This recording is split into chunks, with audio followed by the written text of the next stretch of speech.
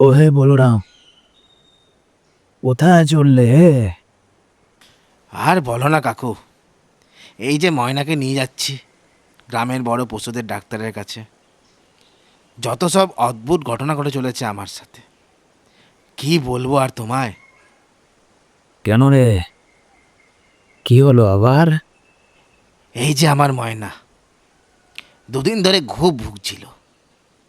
কত ডাক্তার বুদ্ধি দেখালাম, সবাই বলল আর হয়তো ওকে বাঁচানো যাবে না।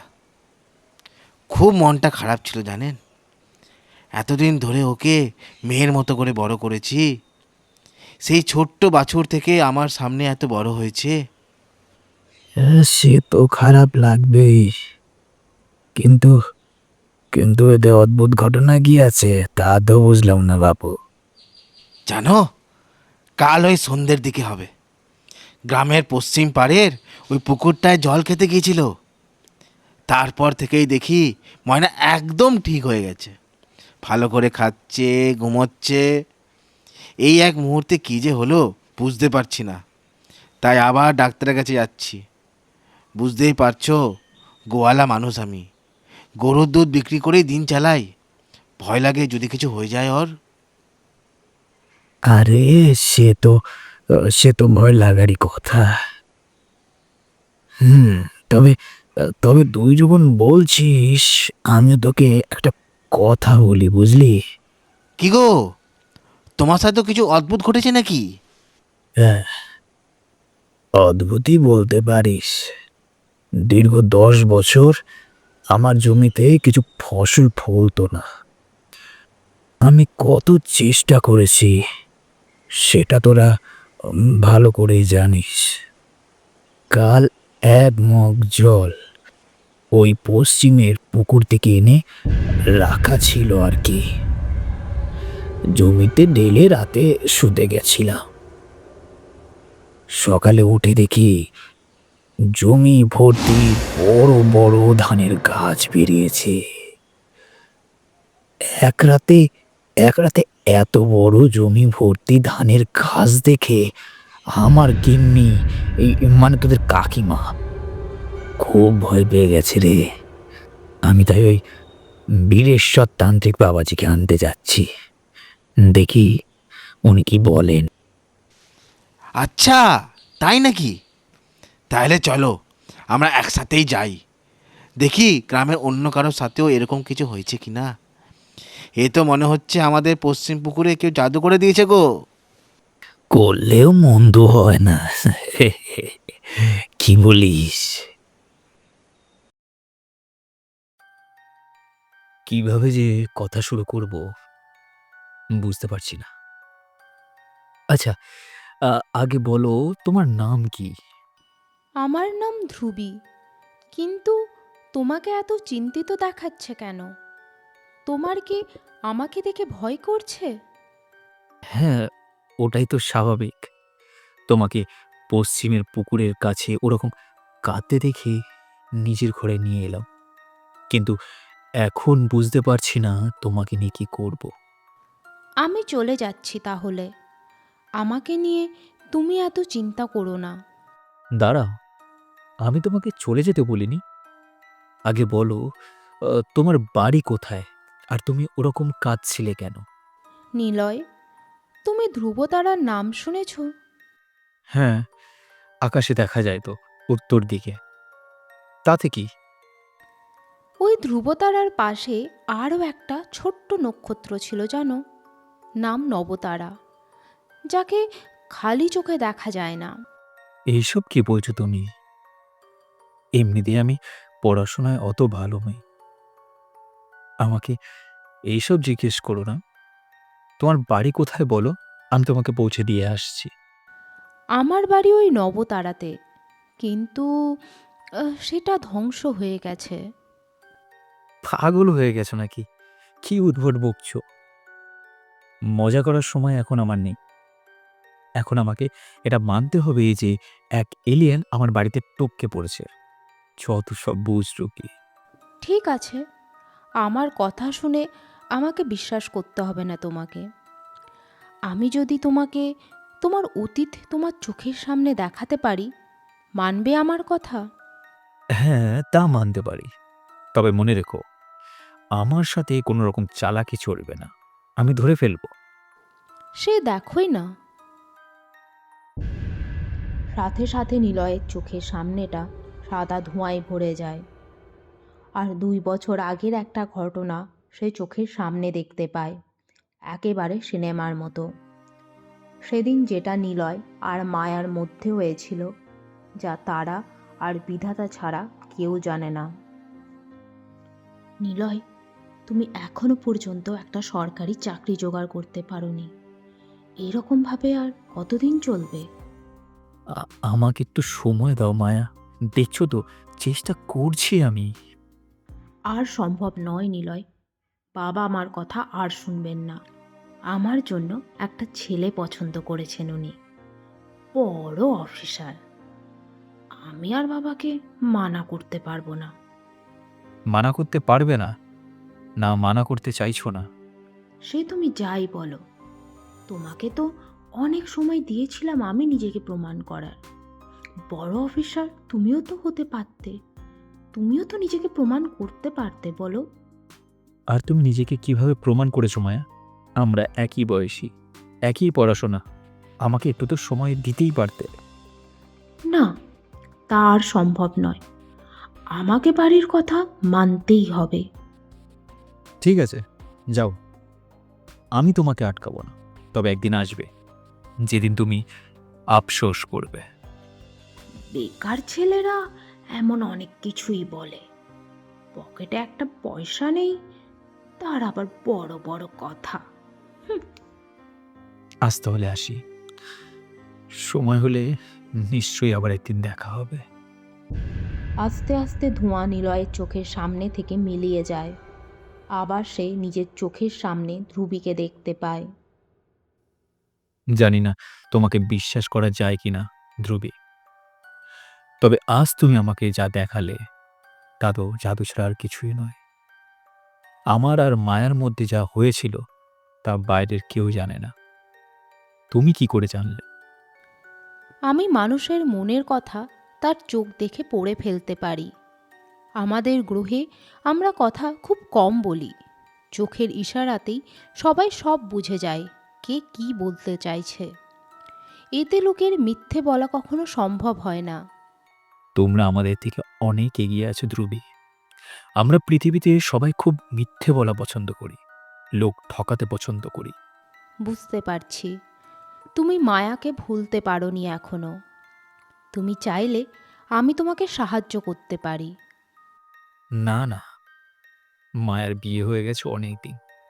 আমি ওর জীবনে কোনো অসুবিধা সৃষ্টি করতে চাই না। আর তুমি ওকে যে কথা দিয়েছিলে তার কি?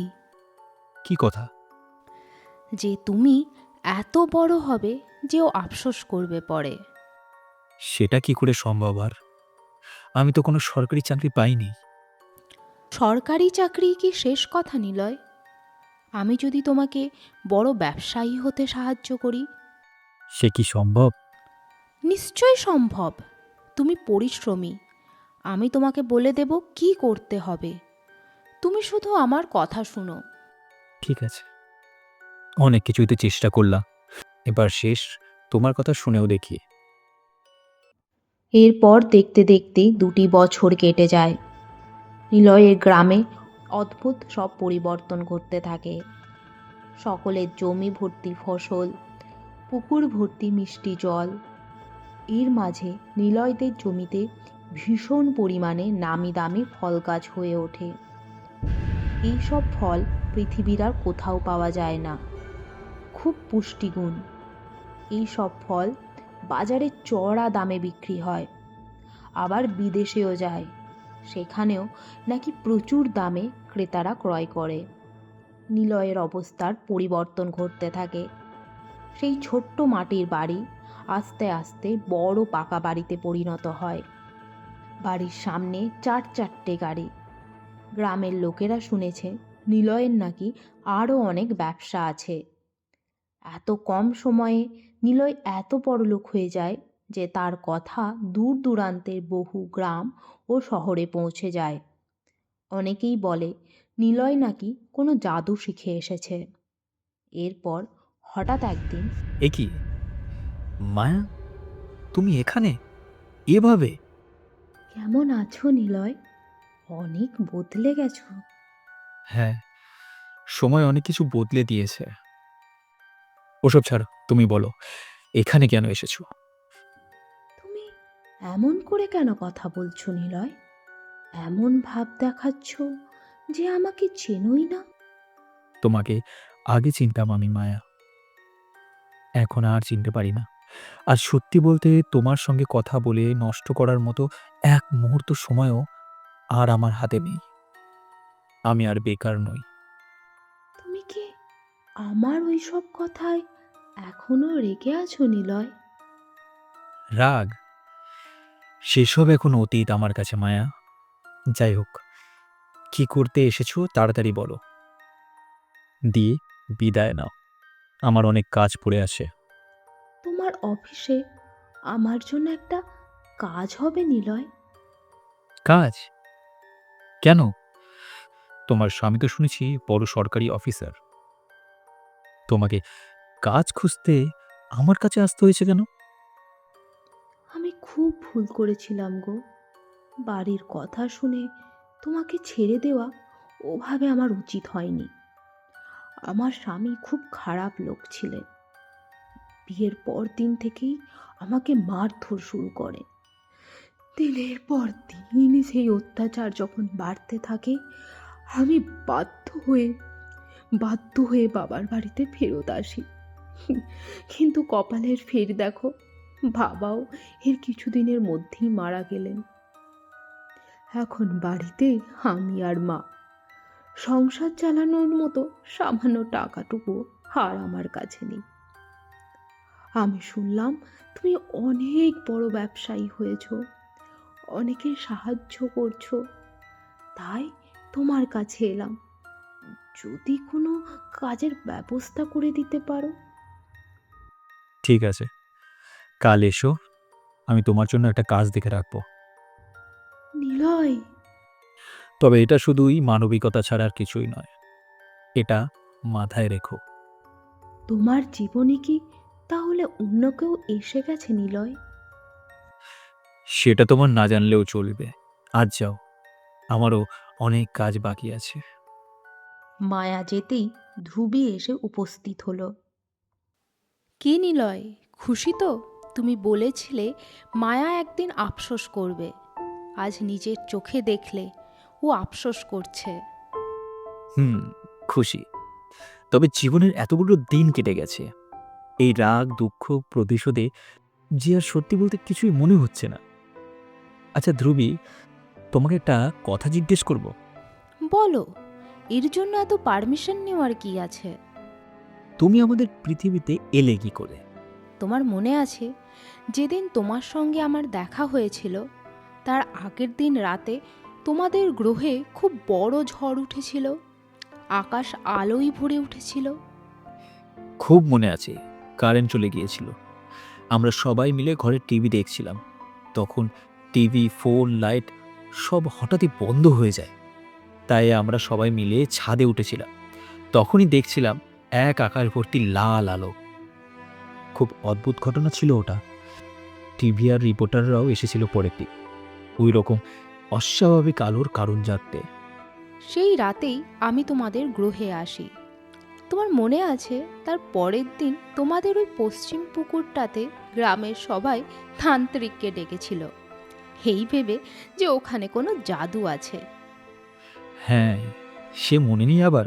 পুরো গ্রাম জুড়ে কি হট্টগোল! সবার বাড়ি বাড়ি ঘোরা হয়েছিল। কত জনের সাথে যে কত কিছু অদ্ভুত হয়েছিল তার ইয়ত্তাও নেই। হ্যাঁ, কারণ সেদিন ওই রাতে তোমাদের ওই পশ্চিম পুকুরে একটা পোর্টাল তৈরি হয়েছিল আমাদের দুই গ্রহের মধ্যে, যেটাকে তুমি দরজাও বলতে পারো। আমি ওই পোর্টাল দিয়েই এই পৃথিবীতে এসেছি। তাহলে এত সব অদ্ভুত ঘটনা ওই পোর্টালের কারণেই হয়েছিল সেদিন। আচ্ছা, তুমি এতদিন নিজের ঘরবাড়ি হারিয়ে এখানে আছো, তোমারও মন খারাপ করে নিশ্চয়ই। তুমি ফেরত যাবে কি করে? তোমাকে সেদিন আর বলা হয়ে ওঠেনি নিলয়। তবে আমাদের গ্রহ ধ্বংস হয়ে গেছে। আমার গ্রহের কেউ যদি বেঁচে থাকে আর আমাকে সাহায্য করে, তবেই আমি ফিরতে পারবো। না হলে ফেরার আর কোনো উপায় নেই। সর্বনাশ, তাহলে তুমি একা? হ্যাঁ, তোমারই মতো। তবে দেখবে, আমরা দুজনে মিলে অনেক বড় কিছু করব, যেটা এই পৃথিবীকেই পুরো পাল্টে দেবে।